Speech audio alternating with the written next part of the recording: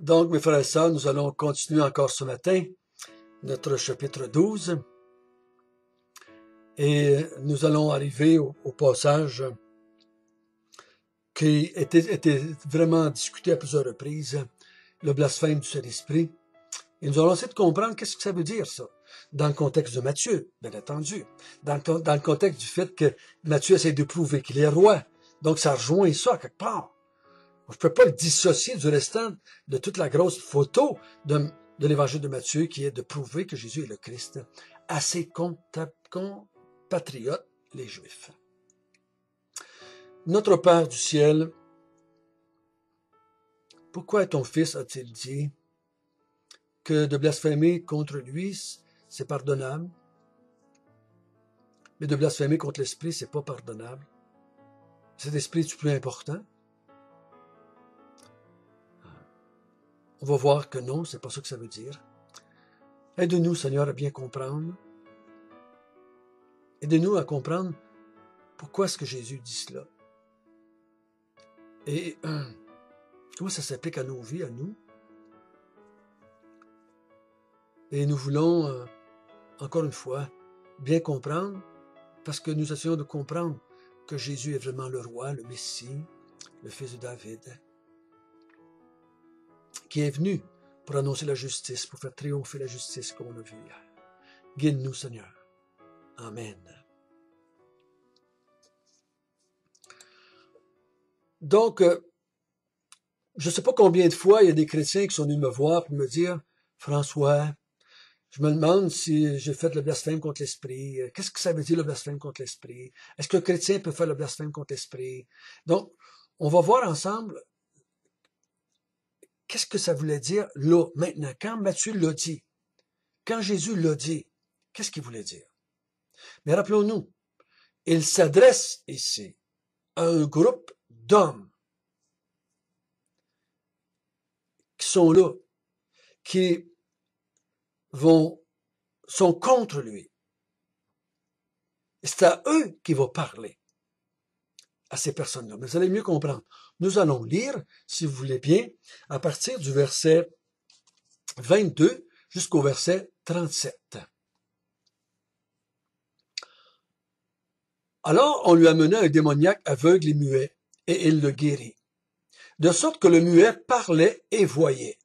Toute la foule, étonnée, disait, « N'est-ce point là le fils de David? » Les pharisiens, ayant entendu cela, dirent, « Cet homme ne chasse les démons que par Béelzébul, prince des démons. » Comme Jésus connaissait leurs pensées, il leur dit, « Tout royaume divisé contre lui-même est dévasté, et toute ville ou maison divisée contre elle-même ne peut subsister.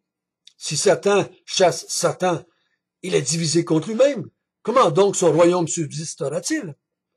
Et si moi je chasse les démons par Béelzébul, vos fils, par qui les chassent-ils?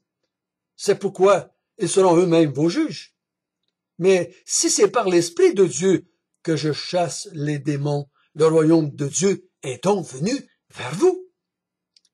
Ou comment quelqu'un peut-il entrer dans la maison d'un homme fort et piller ses biens sans avoir auparavant lié cet homme fort? Alors seulement il pillera sa maison. Celui qui n'est pas avec moi est contre moi, et celui qui n'assemble pas avec moi disperse. C'est pourquoi je vous dis, tout péché et tout blasphème sera pardonné aux hommes, mais le blasphème contre l'Esprit ne sera point pardonné. Quiconque parlera contre le Fils de l'homme, il lui sera pardonné. Quiconque parlera contre le Saint-Esprit, il ne lui sera pas pardonné, ni dans ce siècle, ni dans le siècle à venir. Vous dites que l'arbre est bon et que son fruit est bon? Vous dites que l'arbre est mauvais et que son fruit est mauvais? Car on connaît l'arbre par le fruit. Race de vipères, comment pourriez-vous dire de bonnes choses, méchants comme vous l'êtes? Car c'est de l'abondance du cœur que la bouche parle. L'homme bon tire de bonnes choses de son bon trésor, et l'homme méchant tire de mauvaises choses de son mauvais trésor. Je vous le dis, au jour du jugement, les hommes rendront compte de toute parole vaine qu'ils auront proférée. Car par tes paroles tu seras justifié, et par tes paroles tu seras condamné.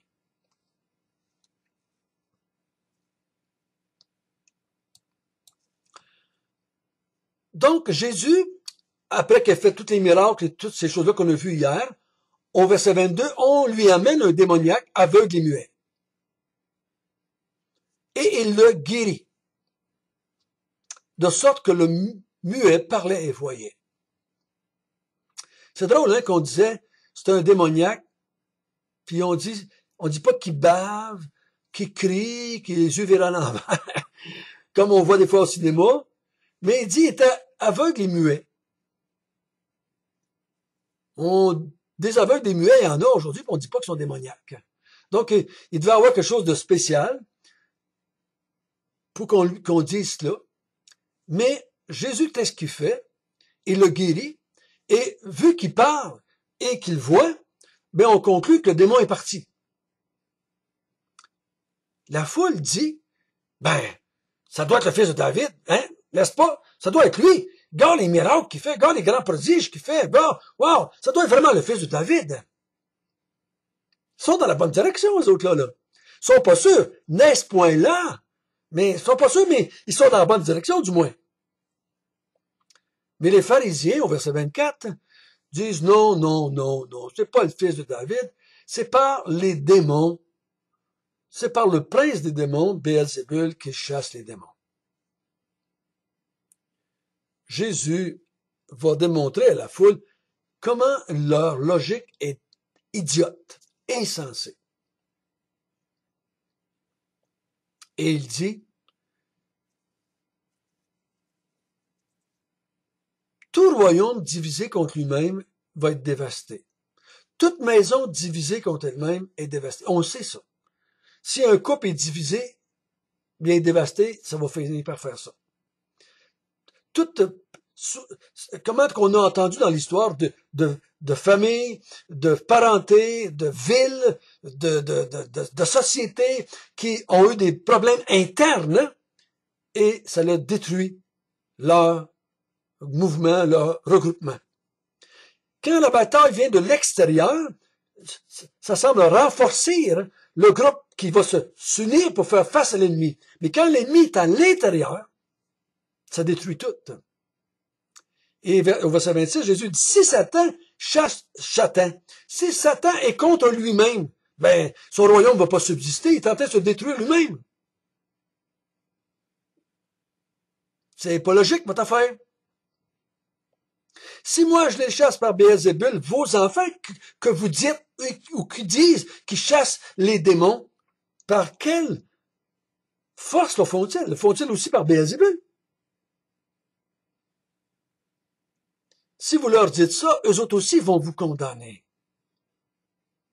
Vos propres enfants vont condamner votre logique imbécile, votre logique non logique, votre logique qui ne tient pas compte de l'intelligence, du raisonnement.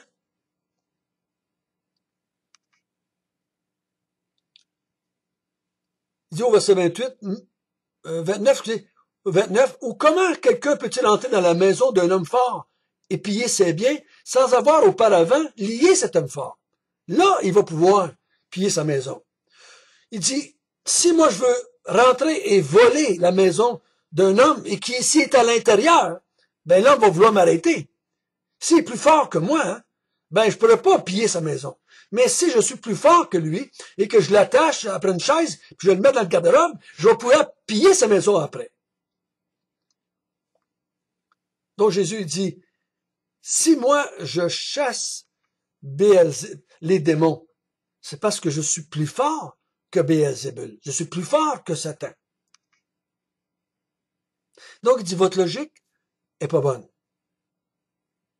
Mais il dit au verset 28, si c'est par l'Esprit de Dieu que je chasse les démons, le royaume de Dieu est donc venu vers vous. Donc si c'est par l'Esprit de Dieu, par la puissance de l'Esprit de Dieu, que je chasse les démons, ça veut dire que le royaume de Dieu est venu vers vous. Ça veut dire que moi, j'amène le royaume des cieux.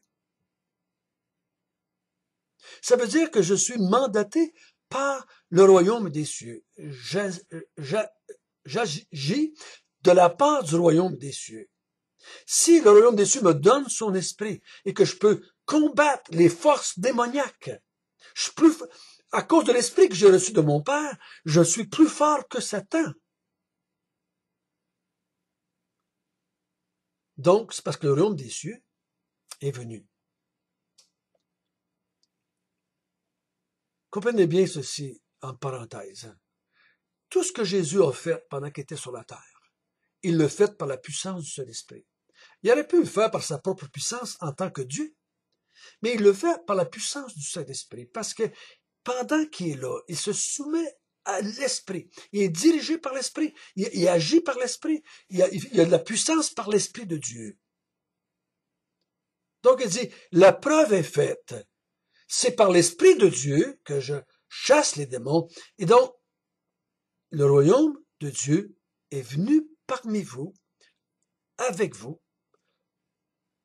à travers moi, qui est le roi qui devait venir.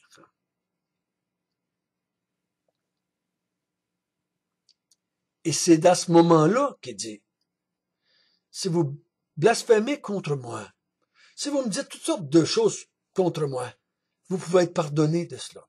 Hein? Au verset, tout péché et tout blasphème sera pardonné aux hommes. Tous les péchés que vous allez faire. Il y en a juste un qui n'est pas pardonnable. Donc Jésus dit, tout ce que vous faites contre moi, si vous parlez contre moi, vous pouvez être pardonné. Mais si vous allez contre l'Esprit de Dieu, vous ne pourrez pas être pardonné. Pourquoi est-ce qu'il dit ça? C'est pas parce que cet esprit est plus important que Jésus. Mais il dit, c'est par l'Esprit de Dieu que je suis en train de vous montrer que je suis le Messie. C'est par l'Esprit de Dieu que je peux faire ces miracles et vous convaincre que je suis le Messie afin que vous puissiez croire en moi, afin que vous puissiez vous repentir et croire en moi et que je puisse vous sauver. C'est le Saint-Esprit qui essaie de vous convaincre de péché, de justice et de jugement. C'est l'Esprit de Dieu qui veut vous régénérer, afin que vous compreniez qui je suis. Si vous refusez l'Esprit de Dieu qui peut illuminer vos cœurs, il n'y a rien à faire. Il n'y a rien à faire. Parce que dans votre nature humaine, vous me regardez et vous ne voulez pas croire en moi. Vous ne voulez pas vous confier en moi. Vous ne voulez pas m'accepter comme un roi qui vient des cieux. Mais par l'Esprit de Dieu et par le fait que ce que le Saint-Esprit fait, de faire les miracles, de chasser les démons, c'est lui qui essaie de vous convaincre. C'est son œuvre à lui de faire ça. À travers moi, par moi. Donc, si vous dites que l'œuvre que le Saint-Esprit fait, ça vient du diable, c'est l'œuvre de Satan, vous ne pourrez pas être sauvé, c'est sûr. Vous ne pourrez pas être sauvé, c'est sûr. Vous ne croirez jamais en moi. Et si vous ne croyez jamais en moi, ça ne vous sera jamais pardonné. Parce que cet esprit, qu'est-ce qu'il est en train de faire? Il est en train de vouloir convaincre Israël que Jésus est le Messie qui devait venir. Donc, si vous dites que je suis un serviteur du diable et que je travaille avec la puissance du diable, il n'y a rien à faire. Donc, les croyants ne peuvent pas blasphémer contre cet esprit. C'est facile à comprendre, là, hein? Nous, on croit. On a été convaincus par l'esprit que Jésus était le Messie et on a cru en sa mort et sa résurrection. On a cru qu'il était le Messie qui devait venir. On a cru qu'il était l'envoyé de Dieu. On a cru que tout ce qu'il a fait pendant qu'il était sur la terre, il l'a fait par la puissance de son esprit. On n'attribue en rien au diable ce qu'il a fait. Donc nous sommes de ceux qui ont cru. Nous ne sommes pas de ceux qui blasphémons contre l'Esprit de Dieu. Et là, il dit, vous savez, si je peux appliquer ça, là, je marche dans mon rang souvent, et quand je me promène, j'ai tendance à regarder les arbres, parce que je marche dans un rang de campagne, donc automatiquement, il y a des arbres chaque bord, et des vergers, des prairies, il y a toutes sortes de choses. Mais quand je pense et que je vois un arbre, je peux essayer de deviner. Hier, je me suis arrêté auprès d'un arbre, puis je me demande si c'était un érable. J'ai levé la tête, j'ai regardé, et oui, dans le haut, il y avait tous ces petits hélicoptères qu'on voit qui descendent par le vent. C'était un érable. Ben oui, c'était un érable. Par les fruits, j'ai pu voir que c'était un érable. D'autres fois, je marche et je vois des arbres, il y a des pommes, c'est un pommier. L'autre jour, j'ai passé, puis il y avait un homme puis une femme qui étaient en train de vouloir, qui faisaient branler un arbre. Il était assez gros, assez haut. Et j'ai vu par les fruits qui tombaient que c'était un noisetier. Donc, ils voulaient avoir des noisettes. Donc, ils ont branlé l'arbre. Par les fruits, ils ont reconnu l'arbre. C'est ce que Jésus est en train de dire ici. On reconnaît un arbre à son fruit. Si l'arbre est bon, si c'est un noisetier, ben, il va avoir des noisettes. Si c'est un pommier, ben, il va avoir des pommes. Mais si c'est un mauvais arbre, ben, il va produire des mauvais fruits que je ne voudrais pas manger.